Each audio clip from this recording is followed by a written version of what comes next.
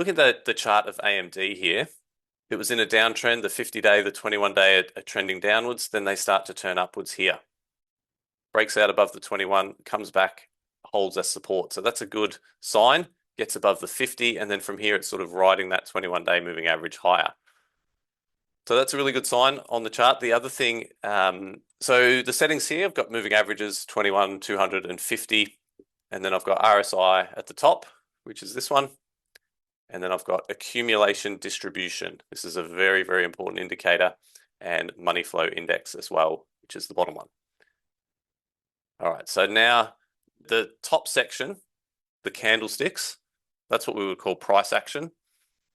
And price action is always the most important thing. You know, what are the candles doing? Is it putting in higher highs, higher lows? Is it finding support at the moving averages? Are the moving averages trending up or down, etc.? RSI, accumulation distribution are what we would call secondary indicators. And ideally, you want your secondary indicators to match up with your price action analysis. And that's where this one comes in. This is basically saying, is the stock being accumulated or bought, or is it being distributed or sold, right?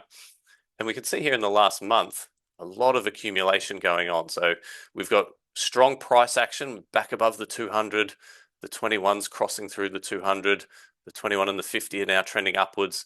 You know, from about mid-June, pretty good price action. And then it started to get confirmed in sort of mid-July with the really strong accumulation. This line's going up. Okay, let's look at another example. EWU is the British United Kingdom ETF, another one that's, you know, in a nice trend,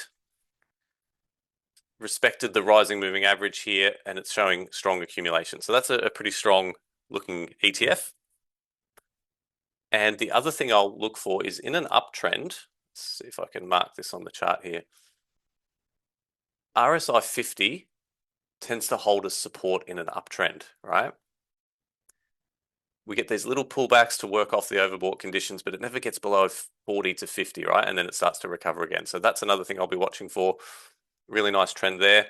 Whereas let's go back to AMD and let's go back a bit further when it was in its downtrend. And yeah, perfect. You can see here when it's in the downtrend, uptrend starts to break down, the moving averages start to turn downwards, and they're hitting resistance. It's not getting back above those downtrending moving averages. And RSI 50 is resistance. On any little counter trend rally, the RSI can't get above 50, and then it starts to sell off again. And then here, the moving averages start to flatten out and it starts to recover. All right, so another example, Nvidia, obviously one of the strongest stocks in the market. Really nice uptrend. RSI is not even coming down to 50, and we're seeing strong accumulation. So it's still in a really good trend. Yes, it may pull back at some point, but the price action is really good and the money flow is really good. Now let's compare that to another stock in the same sort of sector. SMCI through here was rallying. It's got good price action, but look at the accumulation distribution line. It's not really going anywhere. It's staying pretty flat. So even though the stock's rising, there's not a lot of buying pressure under the surface. And then sure enough, it has this big 18% drop yesterday, right? So the money flow gives us clues as to whether there is actually strength in that rally. And when you can see some divergence like this, that's a really powerful thing to find when you see those opportunities. Another example here, Marvel, similar industry. We've got a downtrend. The price action starts to base and the moving averages start to turn upwards, right? Just going to make this a bit bigger. It might be a bit easier to see. There we go.